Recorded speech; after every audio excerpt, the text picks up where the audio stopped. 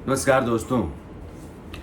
राजनीति में सत्ता तक जाने का रास्ता पार्टियां होती हैं और पार्टियों पर कब्जे की लड़ाई आज़ाद भारत के इतिहास में कई बार देखने को मिली है।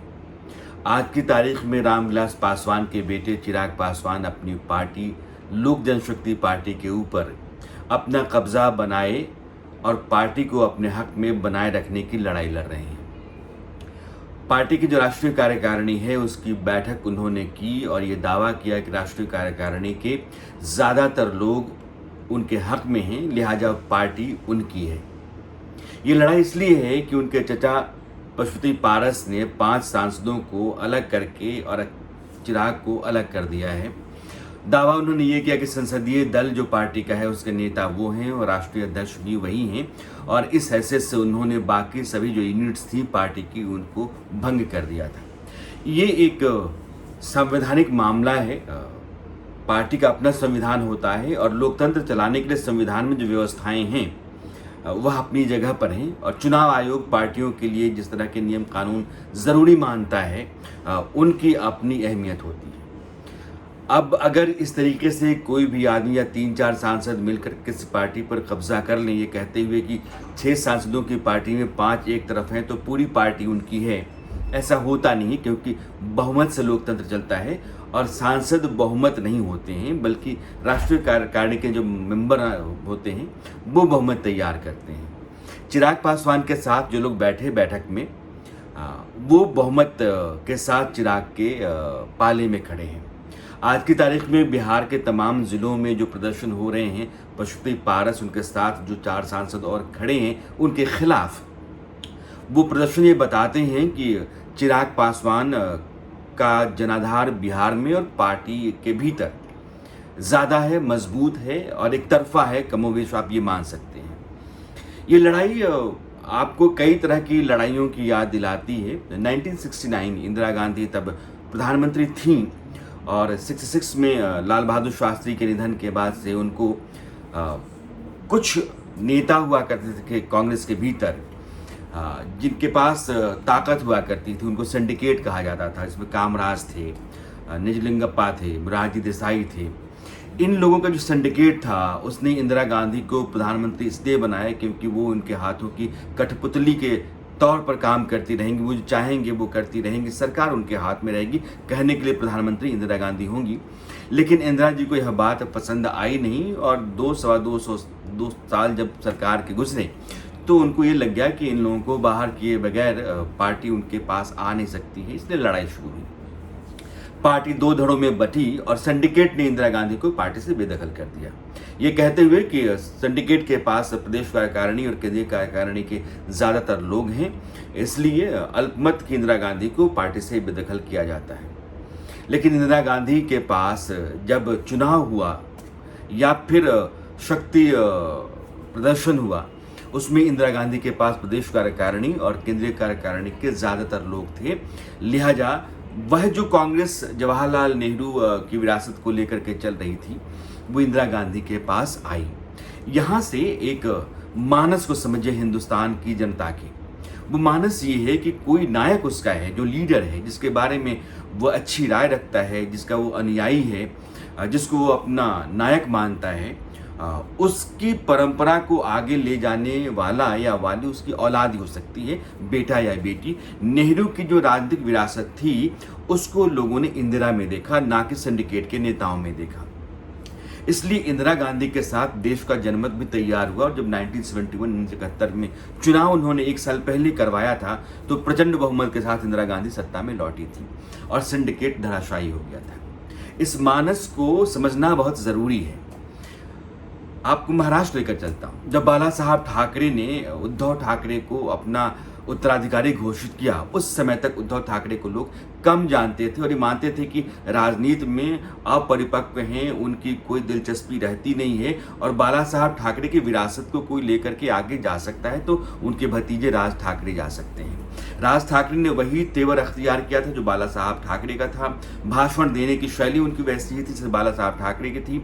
शिवसेना का झंडा लेकर के वही चल रहे थे और बाला साहब ठाकरे के उत्तराधिकारी के तौर पर वही जाने जाते थे। लेकिन जैसे ही बाला साहब ने अपनी कमान अपने बेटे उद्धव ठाकरे को दी, उसके बाद बगावत राज ठाकरे ने की। 2009 के विधानसभा चुनाव में मुझे याद आता है कि 13 सीटें मनसे को थीं। 2006 में मनसे बनी और 9 के विधानसभा चुनाव में पार्टी के पास 13 सीटें थीं और कहा गया कि बहुत अच्छा प्रदर्शन है। लेकिन 2009 से लेकर के 2021 या 12 साल का समय गुजर गया है। राज ठाकरे लगातार नीचे जाते रहे और उद्धव ठाकरे लगातार बेहतर होते रहे। तो उद्धव ठाकरे का जो ये प्रादुर्भाव है, जो उदय है महाराष्ट्र की राजनीति में, आज वो वहाँ के मुख्यमंत्री हैं। बाला साहब ठाकरे की एक परंपरा थी कि वो मुख्यमंत्री बनाएंगे, मुख्यमंत्री नहीं रहेंगे, किंग मेकर की भूमिका में लगातार रहे। लेकिन उनके बेटे ने इस परंपरा को तोड़ा और उद्धव ठाकरे शिवसेना के न सिर्फ मुखिया हैं बल्कि महाराष्ट्र के मुख्यमंत्री हैं। क्योंकि बाला साहब ठाकरे की जो राजनीतिक विरासत थी उसका अक्स लोगों ने उद्धव ठाकरे में देखा। बेटे में विरासत जाती है। भारत का मानस ऐसा है, अगर अखिलेश यादव ने समाजवादी पार्टी पर कब्जा किया या समाजवादी पार्टी के ज्यादातर लोग अखिलेश के साथ आकर के जुटे और राष्ट्रीय कार्यकारिणी की बैठक में मुलायम सिंह के ना चाहने के बावजूद साइकिल छाप चुनाव चिन्ह और समाजवादी पार्टी दोनों अखिलेश यादव के पास रहे, वो इसलिए कि बहुमत पार्टी का जो था वो अखिलेश के पास था और जो मानस था वो मुलायम सिंह के बेटे अखिलेश यादव के साथ था। भारत का समाज जिस तरह की पारिवारिक भूमिका में रहता है, जिस परिवेश में रहता है, जिस संस्कार के साथ वो आगे बढ़ता है, वो पिता की विरासत को पुत्र में देखता है।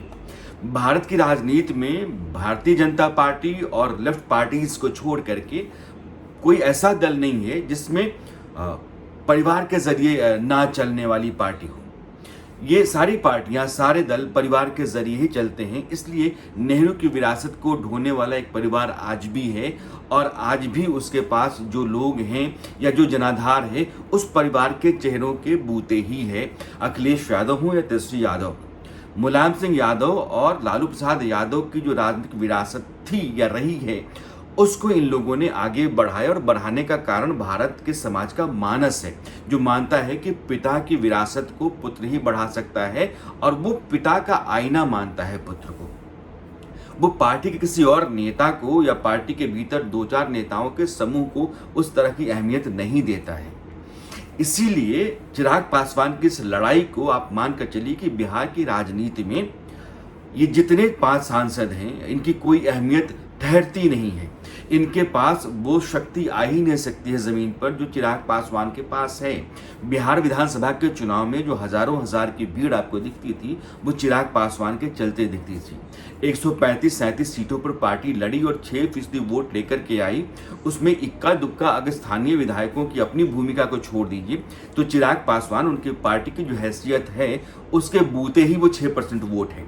अगर सभी सीटों पर पार्टी लड़ी होती तो हो सकता है कि 9-10% के आसपास वोट होता और 10% वोट किसी भी पार्टी के लिए बहुत बड़ा वोट बैंक होता है।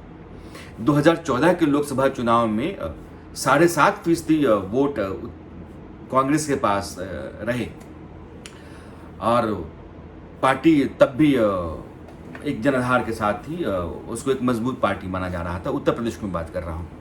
लेकिन बिहार में चिराग पासवान के अलावा अगर एलजेपी के किसी नेता को कोई पहचान ले, उसको उतनी अहमियत दे दे या एलजेपी के वजूद को स्वीकार कर ले, यह असंभव है।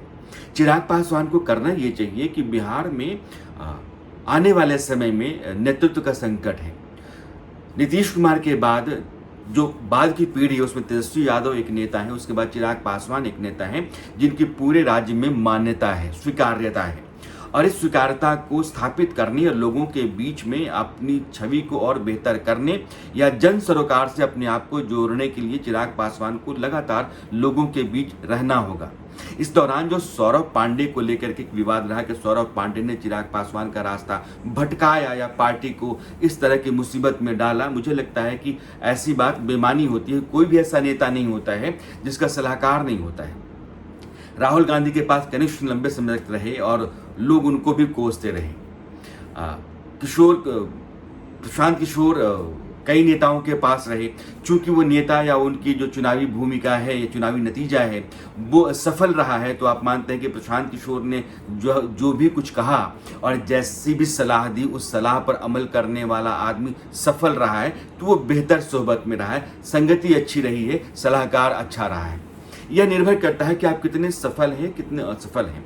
असफल होने पर नेता के साथ जो भी लोग होते हैं, सलाहकार या फिर उसके सहायक, उन सब लोगों पर सवाल खड़ा होता है। राहुल गांधी पर भी खड़ा होता है। इसलिए सलाहकार की भूमिका बहुत महत्वपूर्ण होती है, लेकिन सौरभ पांडे की वजह से ही पार्टी इस तरह के हालात में आ गई है, यह मानना बेमानी सी बात है और ये बेबुनियाद है, इसमें कोई दम हो नहीं सकता है। चिराग पासवान नौजवान है, उनके पास उम्र है, समय है। बिहार जैसा बड़ा राज्य है, 12 करोड़ की आबादी है, 40 लोकसभा सीटें हैं, वहाँ से देश में एक बड़ी राजनीति की बहुत सारी संभावनाएं हैं। इन संभावनाओं को टटोलने, बिहार के लोगों के बीच में अपना जनाधार बढ़ाने, वहाँ के समस्याओं को लेकर के सत्ता के साथ टकराने और अपने लोगों को लगातार बढ़ाने, उनके भीतर अपना भरोसा पैदा करने की कोशिश उनको करनी चाहिए। क्योंकि बिहार में जिस तरह की संभावना है और बिहार जिस तरह के नायक की तलाश में है, चिराग पासवान उसके लिए मुफीद से, बशर्ते वो अपने आप को बेहतर से कर पाएं। वो ये सोचे कि ज़िंदगी जो है वो है नहीं जो दिल्ली में जी जाती है और मुंबई के 5 सितारा होटलों या पार्टियों में बिताई जाती है। एक नेता की ज़िंदगी सड़क पे होती है, गांव नुक्कड़ चौराहों पर होती है, लोगों के बीच में होती है, उम्मीदों, संभावनाओं, सपनों के बीच होती है। और अगर वो संघर्ष करता है, लोगों के बीच रहता है, तो फिर वो वहाँ तक जा सकता है जहाँ तक उसकी मंजिल है, यानी कि वो राज्य का या देश का नायक बन सकता है। चिराग के पास यह गुंजाइश है, यह संभावना है, उनको सोचना चाहिए। ये लड़ाई जो उनकी चल रही है पार्टी को लेकर के, मुझे लगता है कि वो बहुत मजबूत स्थिति में है। और चूंकि 2-2.5 वर्षों के फासले पर चुनाव हैं, इसलिए ये मियाद 2.5 वर्षों की उनके उन 5 सांसदों के पास ज़रूर है जो आज की तारीख में लामबंद हुए पड़े हैं, लेकिन इसके बाद उनकी स्थिति बहुत ही ख़राब हो जाएगी। चिराग को अपनी स्थिति बेहतर करने और बिहार में अपने आप को मजबूत करने और पार्टी का जनाधार बढ़ाने की लगातार कोशिश करनी चाहिए। आज के लिए इतना ही। अगर कोई और मसला मुद्दा आता है जिस पर चर्चा जरूरी है, विमर्श जरूरी है, तो मैं आपसे फिर जुड़ता हूँ। तब तक के लिए नमस्कार।